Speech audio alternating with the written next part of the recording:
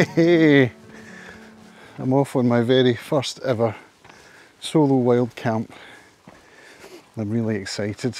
It's just after 5, about half 5 actually, and I'm heading off up Glen Rosa.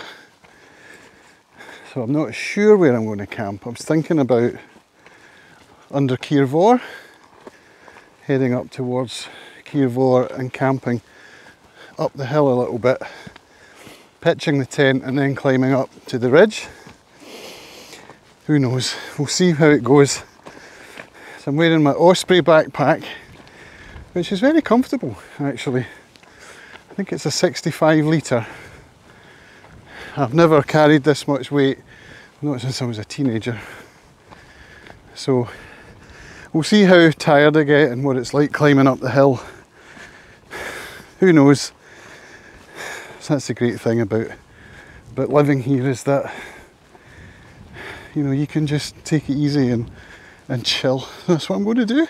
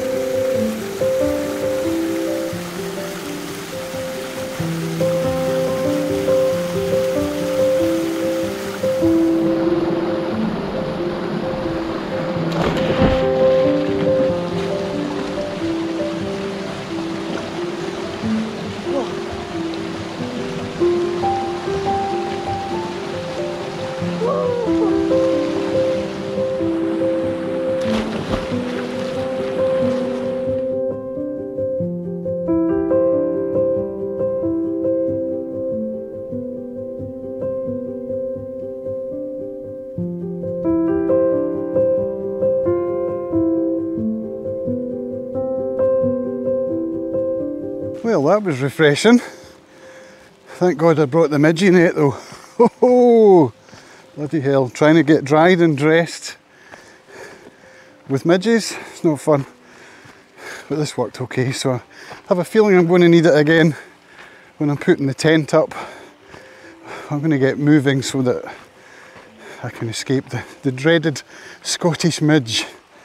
But I tell you what, the Blue Pools, such an amazing place, and to get it all to myself as well.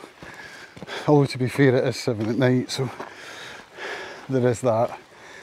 But yeah, if you ever come to Arran, make sure you come to the Blue Pools and jump in that water, because it's just the best. I found the place I'm going to stop. It's 10 to 8.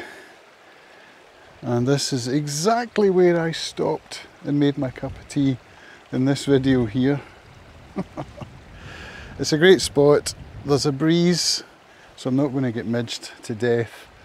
It's basically at the fork below Kirvor, and that's kind of what I had in my mind as I was lying in bed unable to sleep last night, wondering where I was going to camp because I was so excited.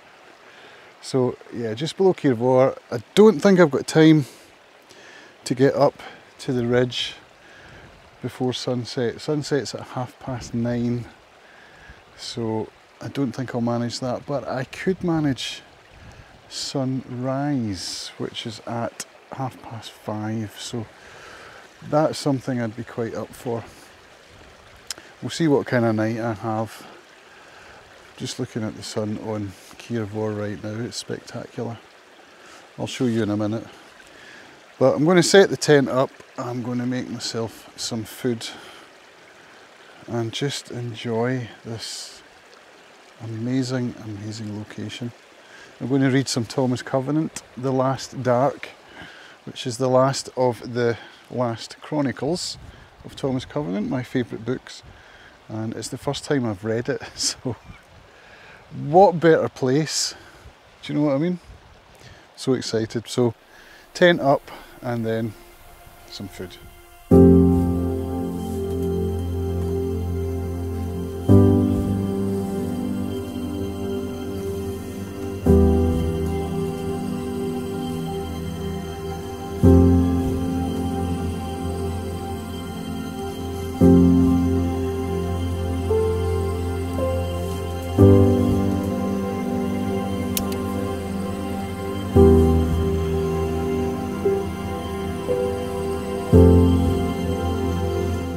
Check out my tripod improvised washing line with mountain views. Pretty nice up there, by the way, isn't it? Right now, look at that. Spectacular. So, what am I about? Well, I have just boiled some water and I can't use my proper tripod for this because I'm using it as a washing line, so hopefully this will work. I have made some mild chicken korma and I have a feeling I've put too much water in because my water pot doesn't have any measuring lines inside. Or does it? No. Oh wait, it does. Oh. It does. So actually it might be okay. I've got a tea bag in here, some chai, masala chai. So I'm going to stir that, drink some tea, eat some korma. And I can sit on the grass here actually and not get a wet bum. It's amazing. It's a bit windy. It's the first time I've used my MSR Hubba Hubba NX out in the wild. I've used it in the garden and it's basically just as it came, and I think I could probably use a couple more guy lines on it, do you know? And also, had I maybe pitched it closer to this rock, I don't know, the wind's kind of going that way anyway, so yeah, it'll be fine. You can see it flapping.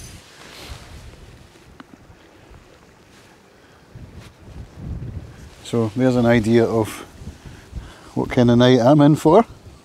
I'm so excited though, honestly. I am so excited. It's like a kid at Christmas. This is the first time I have tried one of these freeze-dried adventure meals. I was watching a channel recently, I can't remember the guy's name, I'll link it if I remember, but he was talking about luxuries and necessities when wild camping, and examples of luxuries were such things as a frying pan and a stove and some salmon fillets and some asparagus and a chopping board. And he made the best meal, honestly.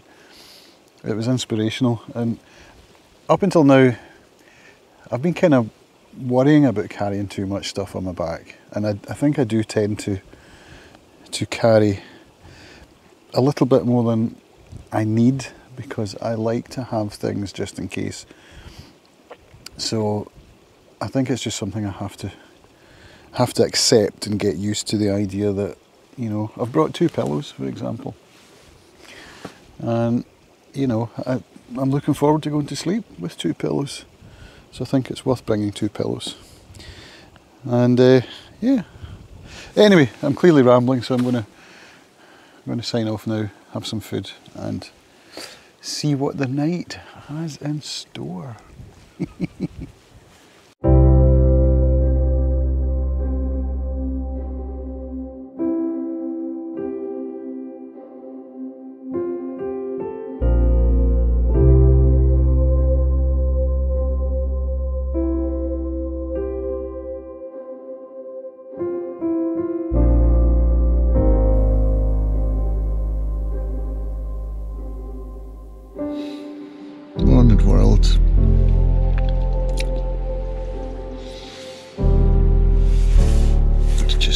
6. Slept alright on and off. Tent was a bit flappy, so I put earplugs in. That was fine, but I think my Neotherm mat was a little hard. Should have let some water. Should have let some air out. I just did that just to see, and it now feels more comfortable. It's the first time I've used it, so I'm a learning. So I'm not sure what I'll do, if I'll go up Kirvor or not. Certainly not going to carry the tent up and down, so I could leave the tent and then go up Kirvor. I haven't looked out the tent yet, so I don't know what the cloud situation is. But I know it's dry. Tent's dry as a bone inside. No condensation at all, which is fabulous. No dew, I don't think. But I can see some midges on the mesh. I'm not hearing any wind, so it might be Midgie City outside. Midgie City! Which will be a problem if I'm cooking porridge and coffee and stuff. Oh! Anyway, let's have a look outside, see what like it is.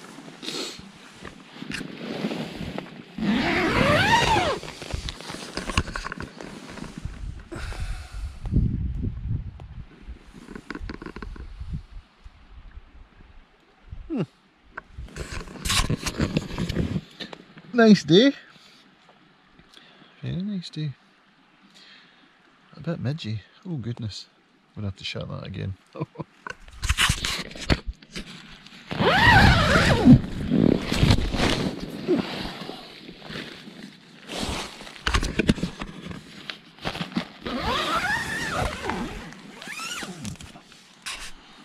And see the midges.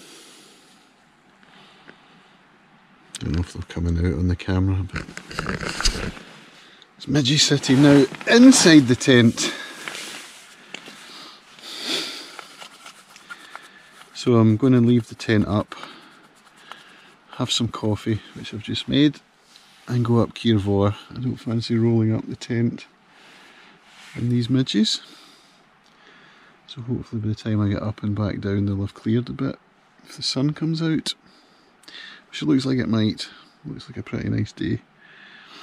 So these, by the way, I just bought these shoes yesterday for going in the water. And didn't need them to go in the water because it's not rocky.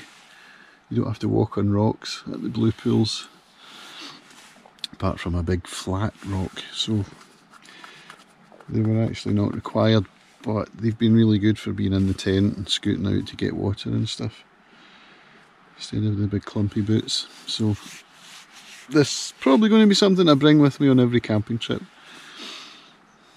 Goodbye. So time for some coffee and then up a mountain.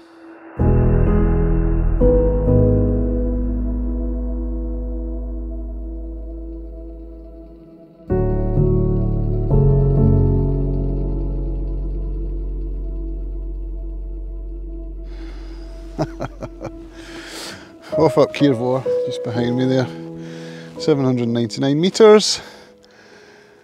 It's already getting steep. As soon as I left the tent, it's like, ooh, steady climb. And then it gets brutal at the top, so I might try and capture that on the GoPro. I did try it last time and it didn't work. So fingers crossed I can show you the, maybe do a time lapse of going up the brutal climb at the top to get onto the ridge. Midges are cleared a bit because it's windier up here. There's a breeze, but honestly the midges down in the valley, I am so blessed that there was a breeze last night, or it could have been a very different night. Right, up we go, I'll report later.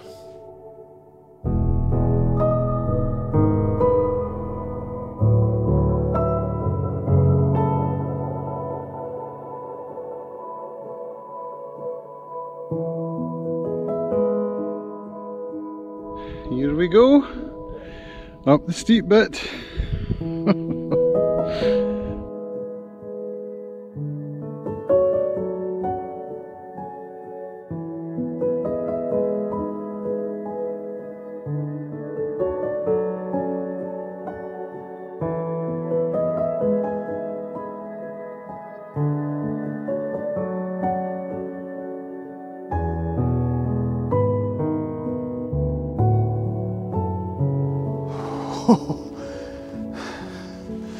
Top of the ridge.